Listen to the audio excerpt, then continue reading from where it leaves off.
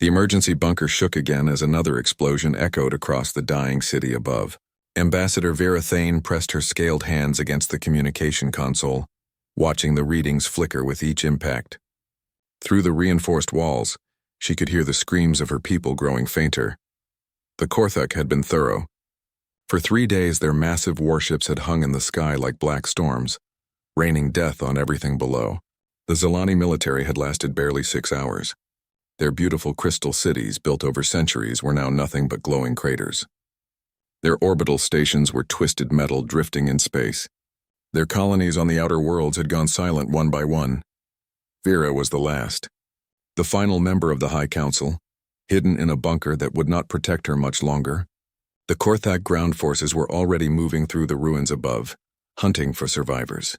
They never left anyone alive. That was their way. She looked at the communication array one more time. The power cells were almost empty.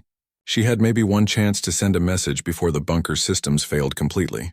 One chance to tell the galaxy what had happened here.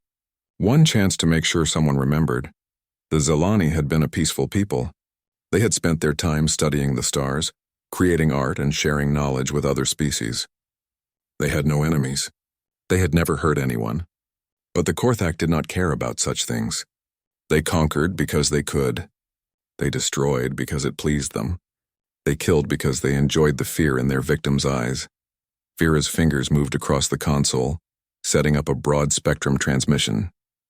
She would send it on every frequency she knew, in every language the Zilani had learned during their centuries of peaceful contact with other worlds. Someone had to hear. Someone had to know. The bunker shook again, harder this time. Dust fell from the ceiling. Through the external sensors, she could see Korthak soldiers moving through the streets above. They wore black armor and carried weapons that turned living beings into ash. They moved like hunters, checking every building, every hiding place. She began to record her message. This is Ambassador Vera Thane of the Zilani Republic, broadcasting on all frequencies from our homeworld of Zelanos Prime. If anyone receives this transmission, please hear our words. We are dying. Our people, our culture, our entire civilization is being destroyed by the Korthak hegemony. They came without warning. They offered no terms. They simply began killing us all. Her voice broke slightly, but she continued. Above her, she could hear the heavy footsteps of the Korthak soldiers getting closer. We were never warriors. We believed in peace and cooperation, in the sharing of knowledge between all thinking beings. We thought the galaxy was a place where different species could work together, learn from each other, grow together. We were wrong. The power readings dropped lower. The transmission array was struggling to maintain signal strength. The Korthak have destroyed our fleets, our cities, our colonies. They have killed billions of innocent people. They are hunting down the survivors even now. I am broadcasting from the last functioning communication station on our world. When this message ends, there will be no more Zilani voices in the galaxy. She paused, listening to the sounds above. The footsteps were right overhead now. She could hear them talking in their harsh language, coordinating their search. They would find the bunker entrance soon. To any civilization that receives this message, I have one request. Do not forget us. Do not let our destruction be meaningless. The Korthak will move on to other worlds, other peoples. They will do to others what they have done to us. Someone must stop them. Someone must stand against them. We could not, but perhaps others can. The console flickered as the power dropped again. The transmission was becoming unstable. She had to finish quickly. I am including our star charts, our historical records, and everything we know about Korthak military capabilities in this transmission. Use this knowledge to protect yourselves. Use it to protect others. Do not let our death be for nothing. A new sound came from above. The heavy machinery the Korthak used to break through reinforced barriers. They had found the bunker entrance. She had minutes at most. To whoever hears this, we are the Zilani. We existed, we loved. We dreamed of a better galaxy where all beings could live in peace. Remember that we were here. Remember that we tried to do good in this universe. And if you can, please make sure that what happened to us never happens to anyone else. The ceiling began to crack as the Korthak machines worked above. Vera's hands flew over the console, attaching all the data files she could to the transmission. Star maps, historical records, tactical analyses of Korthak weapons and ships, everything that might help whoever received this message. This is our final transmission. The Korthak have found us. We go now to join our people in whatever comes after life, but our voices will travel to the stars, and perhaps someone will hear. Perhaps someone will care. Perhaps someone will act. The machines above grew louder. The bunker's main door was beginning to buckle. Goodbye, Galaxy. Remember the Zilani. Remember that we believed in something better. Remember that we never stopped hoping, even at the end. She hit the transmission key and watched as the message burst out into space at faster than light speed, carrying across the galaxy on every frequency she could manage. The power cells died immediately after, plunging the bunker into darkness. The door burst open moments later. Harsh lights flooded in as Korthak soldiers poured into the bunker. They were huge creatures twice her size, covered in black armor that made them look like walking nightmares. Their weapons were already raised. Vera stood calmly, her hands at her sides. She had done what she could. Her message was traveling through hyperspace even now, reaching across the galaxy to anyone who might listen. She had spoken for her people one final time. The Korthak commander stepped forward, his translator converting his words into her language. "You are the last," he said with satisfaction. "Your species ends with you." "No," Vera said quietly. "We live on in our message. Someone will hear. Someone will remember. And perhaps someone will make you pay for what you have done here." The commander laughed, a horrible sound that echoed in the small space. "No one will come. No one ever comes. Your message will reach 1,000 worlds, and they will all do what they always do. They will be afraid. They will hide. They will hope we do not notice them." "Perhaps," Vera said, "but perhaps not. Perhaps somewhere out there someone is not afraid of you." The commander raised his weapon. "There is no one in this galaxy who does not fear the Korthak." "Then perhaps," Vera said with her final breath. "They are not from this galaxy." The weapon fired, and Ambassador Vera Thane of the Zilani Republic died as her people had lived, with dignity, with hope and with faith that somewhere in the vast universe, someone would hear their cry for help. Her message raced through hyperspace, carrying the last words of a dying civilization to anyone who would listen. It would reach hundreds of worlds in the coming days. Most would delete it immediately, too afraid to risk Korthak attention. Others would file it away and try to forget they had ever heard it. But in one small system, marked on every star chart as a dead world unsuitable for life, something was listening. Something that did not know the meaning of fear. Something that had been waiting for a very long time to meet the Korthak. The message had been received. Captain Sarah Chen stood in the communication center of the UES Indomitable, staring at the alien message that had arrived 3 hours ago. Around her, the ship's crew worked quietly at their stations, but she could feel their tension. Everyone knew something big was happening.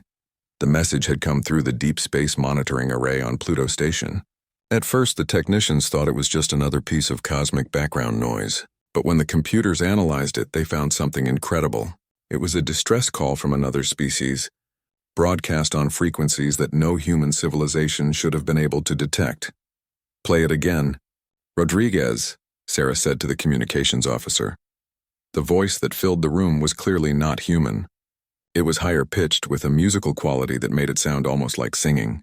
But the words, translated by the ship's computers, were heartbreaking.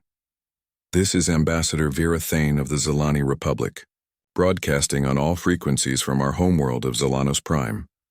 If anyone receives this transmission, please hear our words. We are dying." Sarah had heard it a dozen times now, but it still sent a chill down her spine. The alien spoke of genocide, of a species called the Korthak who were systematically destroying her people. She spoke of peaceful civilizations being wiped out simply because they existed.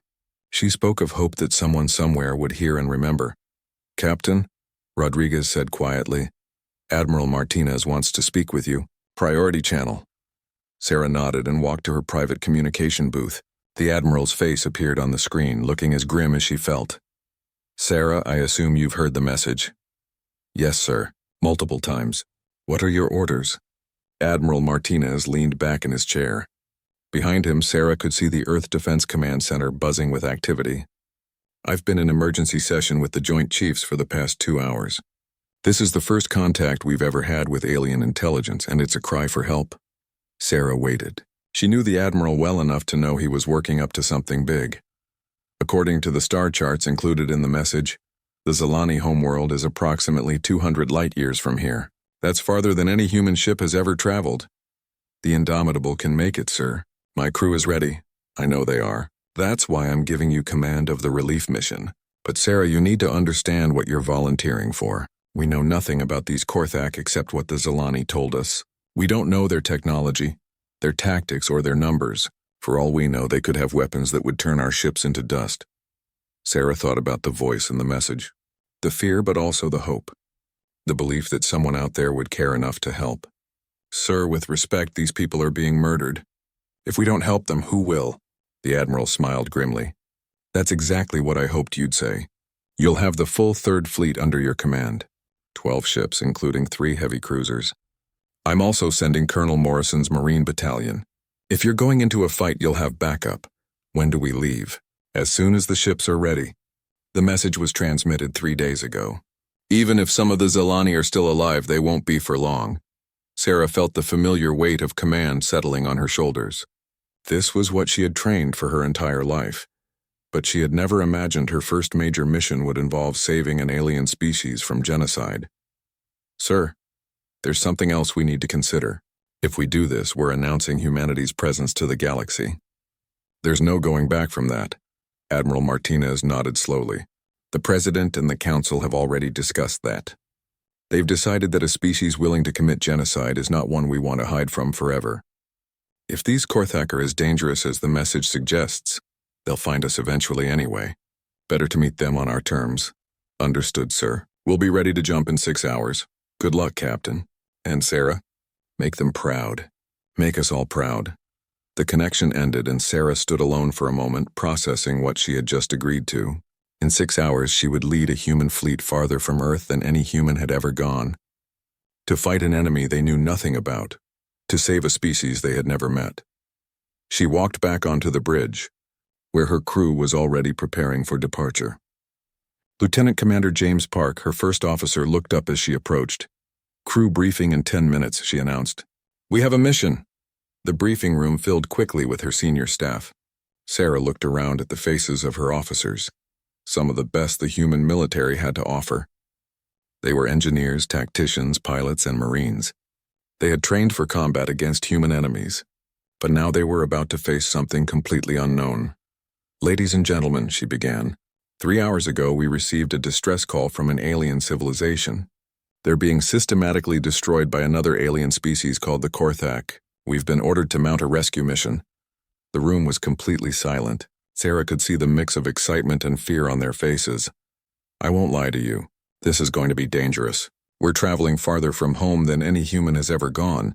To fight an enemy we know nothing about. We might be flying into a trap. We might be completely outmatched. Some of us might not come home. She paused, looking each of them in the eye. But there are innocent people dying out there. People who asked for help and got only silence from the rest of the galaxy. People who believed that somewhere in the universe someone would care enough to answer their call for help. We're going to be that someone. Colonel Morrison, the Marine commander, spoke up. Captain, what do we know about these Korthak? Sarah activated the wall display, showing the tactical data from the Zilani message. According to the transmission, they're a military empire that conquers and destroys other civilizations. They have superior numbers and advanced technology. They've been expanding across the galaxy for centuries and no one has ever successfully resisted them. Sounds like our kind of fight, Morrison said with a grin. Sarah smiled back. That was exactly the attitude she had hoped for. The Zilani message included detailed star charts and what tactical information they had. We'll use the jump to study everything they sent us. By the time we arrive, we'll know everything the Zilani knew about our enemy. Chief Engineer Walsh raised her hand. Captain, our ships weren't designed for combat this far from any support base. If we take damage, we'll have to repair ourselves with whatever materials we can find. Then we'll have to make sure we don't take damage, Sarah replied. Or if we do, we'll have to be creative about fixing it. Humans are good at being creative. Dr. Kim, the ship's science officer, leaned forward. Captain, this will be humanity's first contact with alien intelligence. The scientific value alone is enormous, but we need to be prepared for the possibility that our technology is completely incompatible with theirs. We'll adapt, Sarah said simply. That's what humans do. We adapt. She looked around the room one more time. I know this isn't what any of us expected when we joined the fleet. We thought we'd be fighting other humans, protecting Earth from pirates or rogue colonies. Instead, we're about to become humanity's first ambassadors to the galaxy. Lieutenant Rodriguez spoke up from the back of the room. Captain, what if we're too late? What if the Zolani are already gone? Sarah was quiet for a moment. It was a possibility she had been trying not to think about. Then we make sure the Korthak pay for what they've done. And we make sure they never do it to anyone else. The meeting broke up shortly after, with each department head rushing to prepare for departure. Sarah remained in the briefing room staring at the star charts on the display. Somewhere out there, 200 light-years away, people were dying. People who had asked the universe for help and received only silence. Until now. Her communication panel chimed with an incoming message. It was from Admiral Martinez. Sarah, I forgot to mention something. The message wasn't just broadcast randomly. The Zolani sent it on very specific frequencies. Frequencies that most species would consider unusable because of interference from stellar radiation. But those frequencies work perfectly fine if you happen to live in a system with a Type G star that produces exactly the kind of radiation that would clear the interference. Sarah felt a chill. Sir, are you saying... I'm saying they specifically designed their message to be received by species that evolved around stars like our sun. They weren't just calling for help from anyone. They were calling for help from people like us. The connection ended, leaving Sarah alone with a disturbing thought. How had the Zolani known to use those frequencies? How had they known that somewhere in the galaxy, there was a species around a Type G star that might be listening? And more importantly, why had they thought that such a species would be their best hope for survival? She was about to find out. The hyperspace jump lasted 17 hours. Captain Sarah Chen spent most of that time in the tactical center with Colonel Morrison and her senior staff, studying every piece of information the Zolani had provided about the Korthak military. When they finally dropped back into normal space at the edge of the Zolano system, what they saw was worse than any of them had imagined. The system was full of debris, pieces of ships, space stations, and what looked like the remains of orbital habitats drifted in the darkness. In the distance, they could see Zolanos Prime, a blue-green world that should have been beautiful, but was instead covered in the glow of massive fires burning across entire continents. Sensors are picking up Korthak ships, Lieutenant Rodriguez reported from the communication station. 12 heavy cruisers in orbit around the planet. They're still conducting bombardment operations. Sarah felt her jaw clench. They weren't too late after all. The Korthak were still here, still killing anyone who might have survived their initial attack. Any signs of Zolani survivors? Unknown, Captain. But I'm detecting faint power signatures from several locations on the planet's surface. Could be survivors in bunkers or underground facilities. Sarah turned to Colonel Morrison. How long do you need to prep your Marines for ground operations? 20 minutes to get the drop pods ready. But Captain, we need to deal with those cruisers first. My people can't help anyone if they get shot down on the way to the surface. Sarah nodded and opened a channel to the fleet. All ships, this is Captain Chen. We have 12 enemy cruisers in orbit around the planet. They're conducting genocide operations against survivors on the surface. We're going to stop them. She paused, looking around at her crew.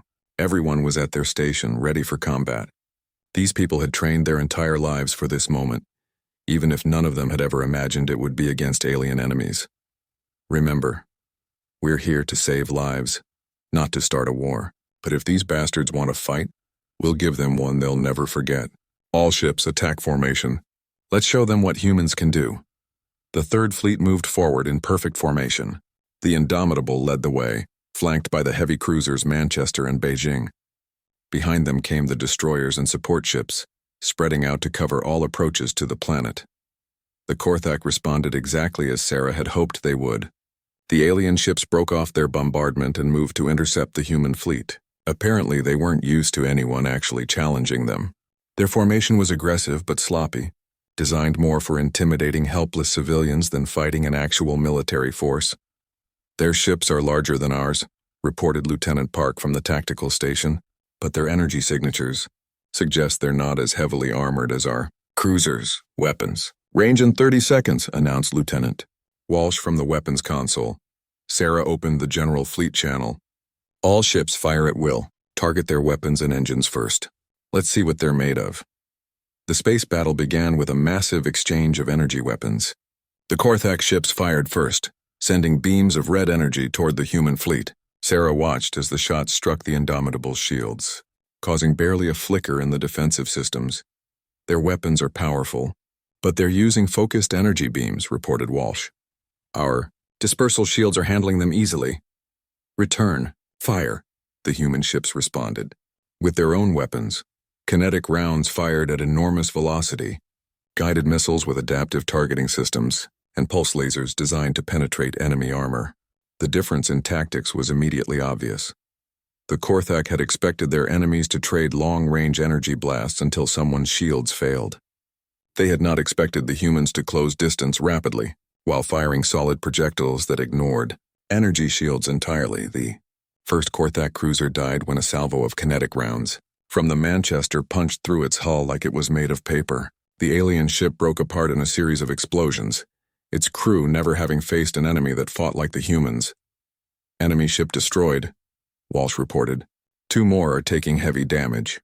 Sarah felt a moment of satisfaction, but it was short-lived. Even though they were winning the space battle, people were still dying on the planet below. Every minute they spent fighting up here was another minute the Korthak ground forces had to hunt down survivors. Colonel Morrison, how are those drop pods coming? Ready to launch, Captain. Just give us a clear path to the surface. Sarah looked at the tactical display. The Korthak fleet was in disarray, trying to adapt to human tactics they had never encountered before. 3 of their ships were already destroyed, and 2 more were badly damaged. But they still had 7 functional cruisers, and those ships could still shoot down Morrison's Marines. All ships concentrate fire on the enemy vessels closest to the planet, clear a corridor for the ground assault. The human fleet focused their attack, pouring fire into the Korthak ships that were still in low orbit. One by one, the alien cruisers either exploded or were forced to retreat to higher altitude to avoid destruction. Corridor is clear, Captain, reported Park. Morrison, your go for launch.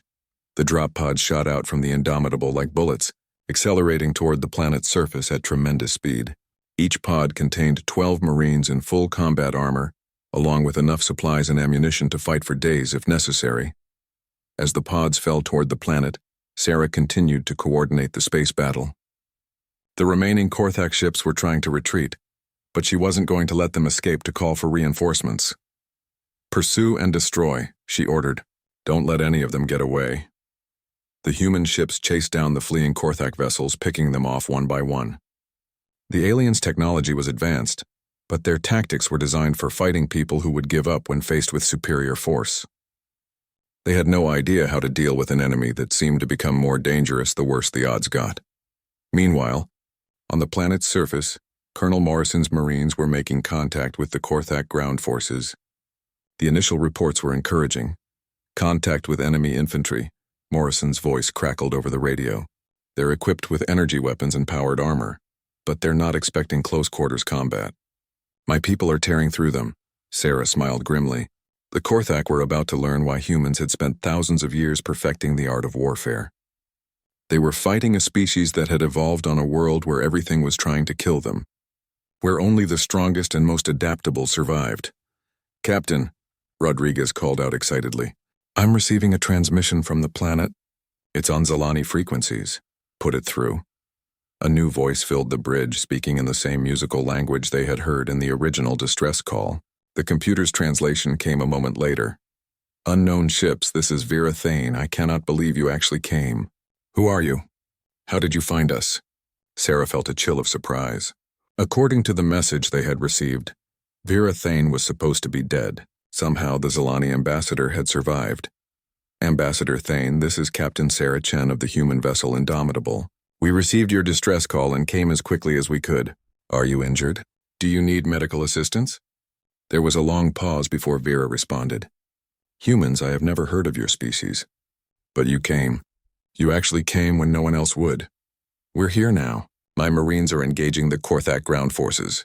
Can you guide them to survivor locations? Yes, there are still thousands of us alive in the underground shelters. But how did you get past the Korthak fleet? They had over a dozen ships in orbit. Sarah looked around at her crew, all of whom were grinning despite the ongoing battle. We dealt with them. It turns out they're not as tough as they think they are. Over the next several hours, Morrison's Marines systematically destroyed every Korthak ground unit they could find. The aliens had expected easy targets. frightened civilians hiding in bunkers. Instead, they found themselves facing human soldiers who fought with a ferocity and determination they had never encountered before. The humans moved through environments that would have killed most galactic species. They fought in the poisonous atmosphere created by the Korthak bombardment. They operated in the ruins of collapsed buildings. They pursued enemies through underground tunnel systems filled with hazardous debris. These Korthak are tough, Morrison reported during one firefight, but they're not used to anyone fighting back. Every time we hit them hard, they seem to expect us to retreat. When we advance instead, they don't know what to do. As the day wore on, more and more Zilani survivors emerged from hiding. They had never seen anything like the human Marines, soldiers who seemed to thrive in conditions that would have been considered uninhabitable by most species. Ambassador Vera Thane was finally rescued from her bunker in the late afternoon. When she was brought aboard the Indomitable, Sarah was waiting to greet her personally. The Zilani was smaller than Sarah had expected, with scaled skin that shifted color with her emotions and large eyes that seemed to hold both wisdom and sadness. She moved gracefully despite her obvious exhaustion. "Captain Chen," Vera said through the ship's translator, "I owe you a debt that can never be repaid. You and your people have saved my species from extinction." Sarah shook her head. "We just did what anyone should do when they hear someone calling for." The news spread across the galaxy faster than anyone had expected. Within hours of the battle at Zelanos Prime, every major civilization knew that the Korthak had been defeated by an unknown species. The initial reports were dismissed as impossible. No one had ever successfully resisted the Korthak military machine. But as more details emerged, the galaxy began to realize that something extraordinary had happened. Fleet Master Grok limped his damaged command ship into Korthak space, his entire body shaking with rage and humiliation. Of the 12 ships he had taken to finish the Zilani extermination, only 3 had escaped. The rest had been destroyed by the mysterious attackers who called themselves humans. He transmitted his report directly to the Hegemony High Command, knowing that his career was probably over. No Korthak commander had ever lost so decisively to an inferior force. The enemy ships were smaller than ours, he reported to the Council of War Chiefs. Their weapons were primitive, kinetic projectiles and simple energy beams, but their tactics were unlike anything we have encountered. They showed no fear. They did not retreat when outnumbered. They seemed to welcome combat conditions that should have been lethal to any thinking being. War Chief Drac, the supreme commander of all Korthak forces, listened to the report with growing disbelief. "You are telling me that a species we have never heard of defeated the Third Conquest Fleet with inferior technology?" "Yes, War Chief. But there is more. Their ground forces were even more disturbing. They fought in environments that should have killed them. They pursued our soldiers through collapsed buildings, poisoned atmosphere, and underground tunnels filled with dangerous debris. They seemed to thrive in conditions that would be considered uninhabitable by any civilized species." Grok paused, remembering the terror in his soldiers' reports. "War Chief, I have fought in 100 campaigns across 50 worlds. I have never seen troops fight like these humans. They do not break. They do not surrender. They advance into enemy fire as if death means nothing to them." The council chamber fell silent. The Korthak had built their empire on the simple principle that overwhelming force would cause any enemy to surrender. They had never encountered a species that fought harder when the odds were against them. "Where do these humans come from?" asked War Chief Drac. "According to our analysis of their ship configurations and energy signatures, they originate from a system approximately 200 light-years from Zelanos.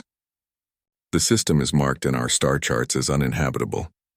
The primary world was classified as a death world millennia ago."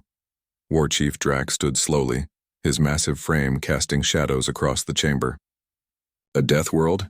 These humans evolved on a planet so hostile that our surveyors marked it as uninhabitable?" "Yes, War Chief. That would explain their apparent immunity to environmental hazards and their aggressive combat tactics. They are adapted to survive in conditions that would kill most galactic species." The implications were staggering. For centuries, the Korthak had avoided death worlds because nothing useful ever evolved on such planets.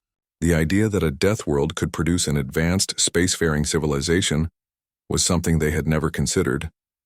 "This cannot be allowed to stand," Drac declared. "If word spreads that the Korthak can be defeated, Every subject species in the galaxy will rebel. We must destroy these humans before they inspire others to resist us. Meanwhile, in the Galactic Council chambers on the neutral world of Nexus Station, representatives from dozens of species were arguing frantically about the news from Zelanos Prime. Councillor Vex of the Trading Federation was the first to speak. This is impossible. The Korthak have been expanding for 3 centuries. No one has ever successfully resisted them, and yet the Zelani are alive, replied Councillor Thess of the Academic Collective. Something drove off the Korthak fleet, something the Zelani are calling humans. The chamber erupted in dozens of different languages as representatives tried to understand what had happened. The Korthak had been a fact of galactic life for so long that most species had simply accepted their existence. They conquered worlds, enslaved populations, and destroyed any civilization that resisted them. The galaxy had learned to stay out of their way and hoped they would be overlooked, but now someone had fought them and won. Councillor Prime Corinth, the elderly leader of the Pacifica Alliance, called for order. We need more information before we can understand what this means. Has anyone made contact with these humans? The Zelani have, reported Councillor Thess. According to their preliminary reports, the humans responded to the Zelani distress call by sending a military fleet. They engaged the Korthak forces directly and defeated them in open combat. The chamber fell silent again. The idea of anyone voluntarily engaging the Korthak was almost incomprehensible to most galactic species. Why would they do that? Asked Councillor Vex. Why would any species risk Korthak retaliation to help people they had never met? It was a good question, and none of them had an answer. On Zelanos Prime, Dr. Elena Vasquez was working with Ambassador Vera Thane to establish formal communication protocols between their species. As the indomitable xenobiologist, Elena had been tasked with learning everything she could about the Zelani and their culture.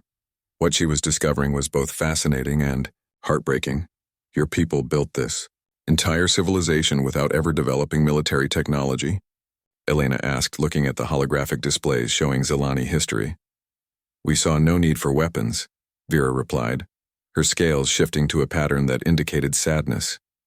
We believed that intelligent species would naturally cooperate for mutual benefit. We thought violence was something that civilizations grew out of as they became more advanced. Elena shook her head.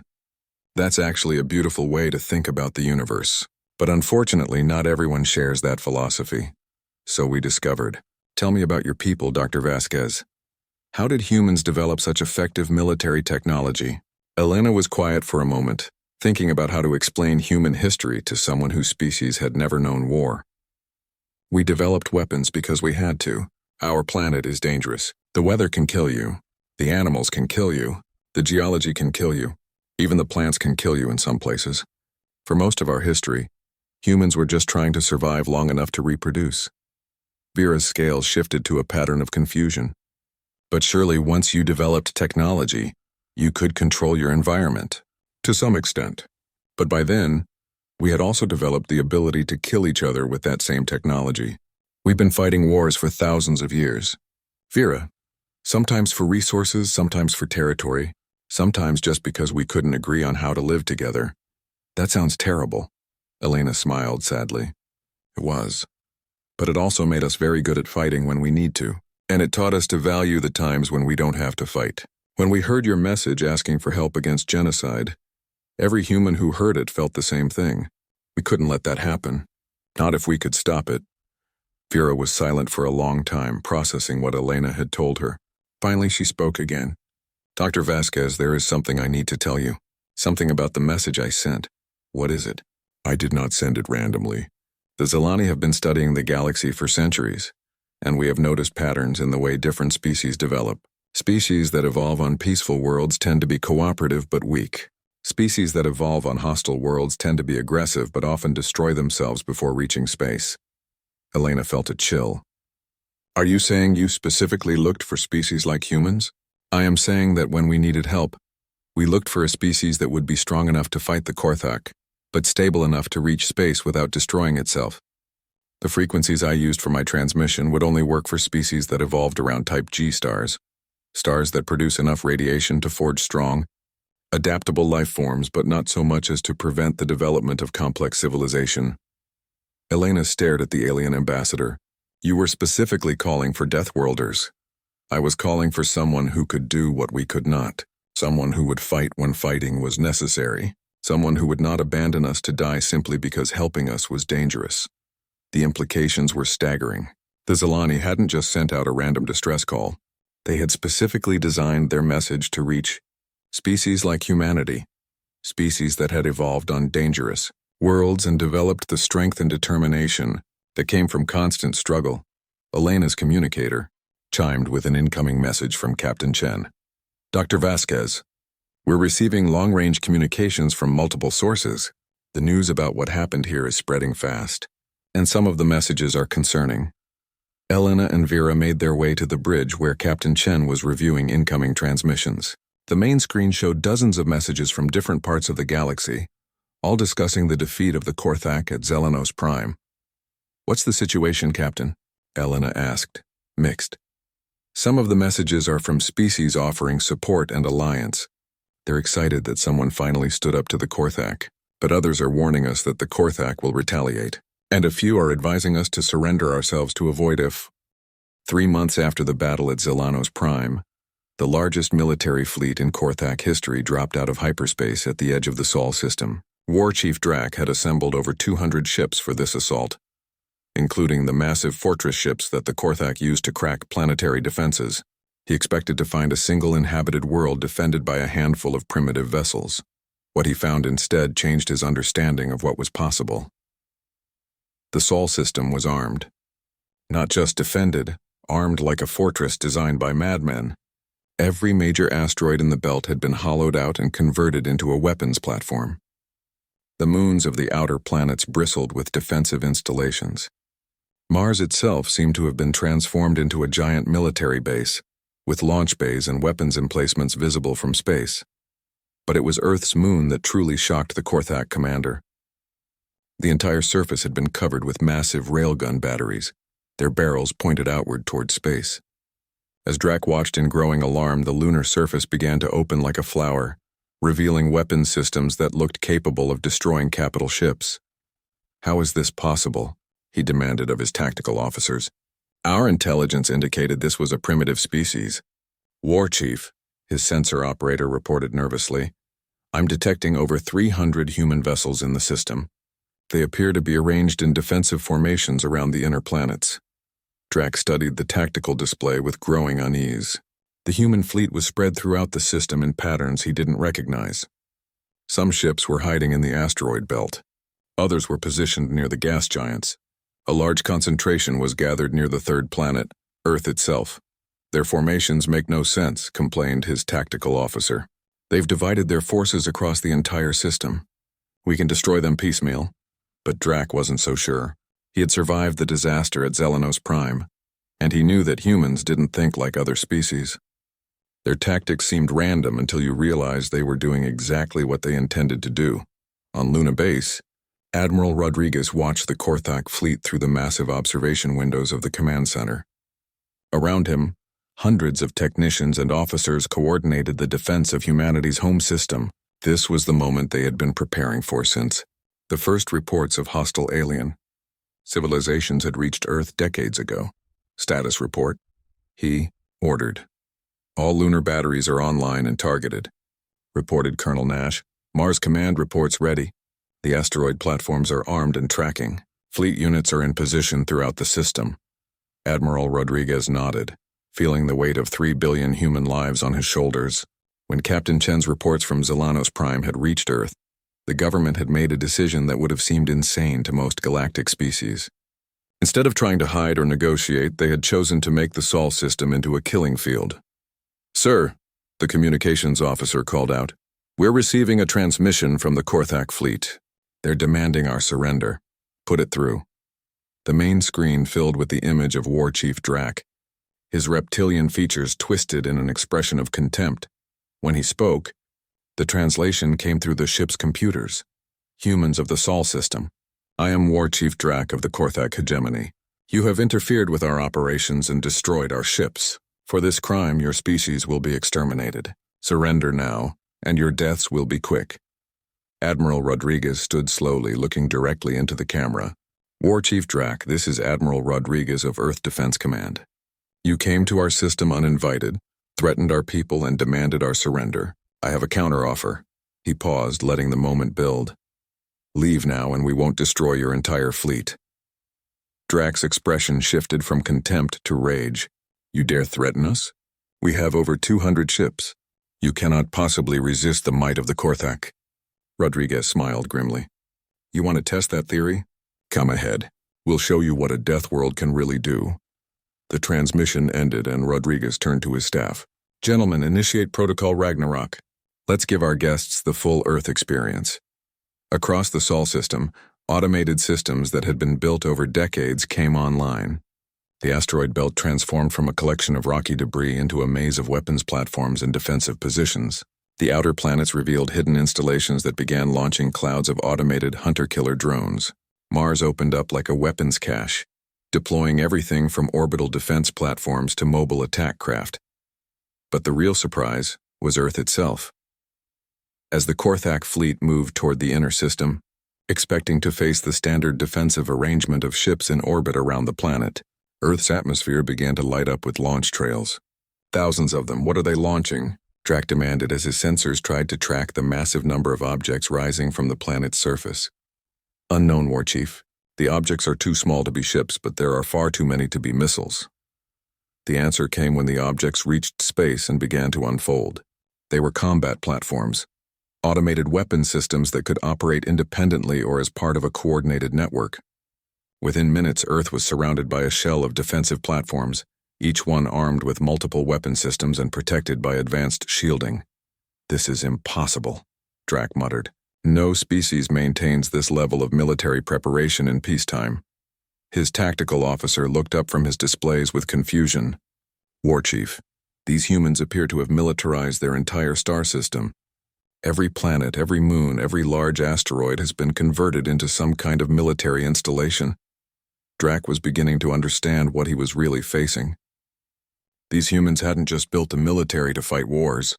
They had built their entire civilization around the expectation of conflict. They lived like a species under siege even when they had no enemies. It was then that he realized the truth about Deathworlders. They didn't just survive hostile environments. They became hostile environments. Earth wasn't just the humans' homeworld. It was their fortress, their weapons factory, and their final line of defense all rolled into one. The battle began when the first Korthak ships entered the asteroid belt. Drac had expected to fight his way through a few defensive platforms. Instead, he found himself in a three-dimensional maze of weapons emplacements, each one capable of coordinating with the others to create overlapping fields of fire. The asteroids themselves were the weapons. Humans had spent decades hollowing them out, installing massive engines and turning them into guided projectiles. As the Korthak fleet advanced, entire asteroids began moving toward them, accelerating to tremendous speeds before detonating in nuclear fireballs that consumed everything within thousands of kilometers. Fall back, Drac ordered as 3 of his capital ships disappeared in the explosions. Regroup beyond the asteroid belt. But the humans weren't done. As the Korthak fleet retreated, the automated platforms that had been deployed from Earth moved to intercept them. Unlike traditional space fighters, these platforms didn't need life support or crew quarters. They were pure weapons systems designed for one purpose: to kill enemy ships. They moved in swarms like insects attacking a much larger predator. Individual platforms were small and relatively weak, but they operated in groups of hundreds, coordinating their attacks with precision that no biological crew could match. War Chief Drac watched in horror as his fleet was picked apart by an enemy that seemed to be everywhere at once. The humans didn't fight like any species he had ever encountered.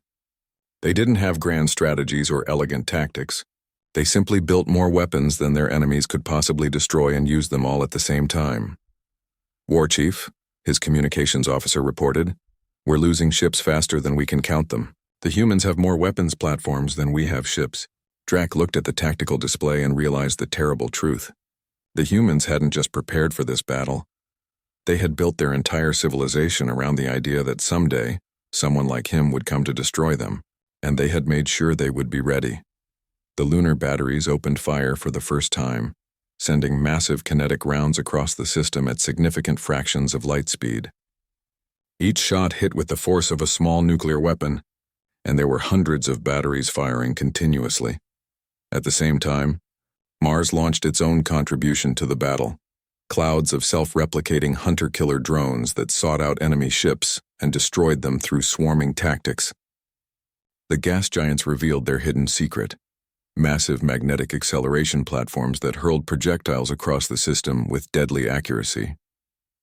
Within 6 hours, the largest fleet in Korthak history was reduced to scattered survivors, fleeing toward the edge of the system. War Chief Drax's flagship was among the few ships that escaped, but only because the humans seemed more interested in destroying his military capability than in taking prisoners. As his damaged ship limped toward the hyperspace jump point, Drax received one final transmission from Admiral Rodriguez. "War Chief Drax, you wanted to see what a death world could do. Now you know.